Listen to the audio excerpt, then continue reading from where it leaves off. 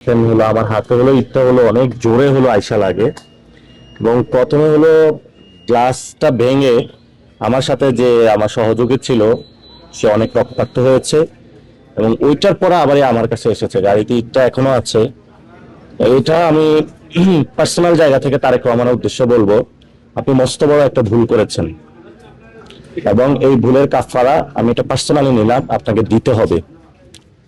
আমাকে শেখ হাসিনা একবার জেলে নিয়েছিল, তার কাফারা উনি দিয়েছে, দিল্লিতে আছে। আমি আপনাকে অনেক আগে সতর্ক করেছিলাম, আপনি সতর্ক হন নাই। এটা আমি পার্সোনালি নিলাম, আপনি এটার কাফারা দিতে হবে এবং আমাদের জীবন নিরাপদ না যে আপনার শাসন আমলে এটা আজকে বাস্তবায়ন হলো।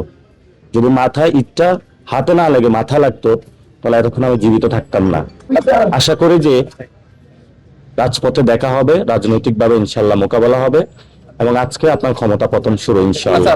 কিন্তু আমার এই যে রক্তটা, এটা রেড লাইন ছিল তারেক রহমান, এই রক্তের প্রতিশোধ আমি আপনার থেকে ইনশাআল্লাহ নিব, কড়া গন্ডায় বুঝে নিব ইনশাআল্লাহ।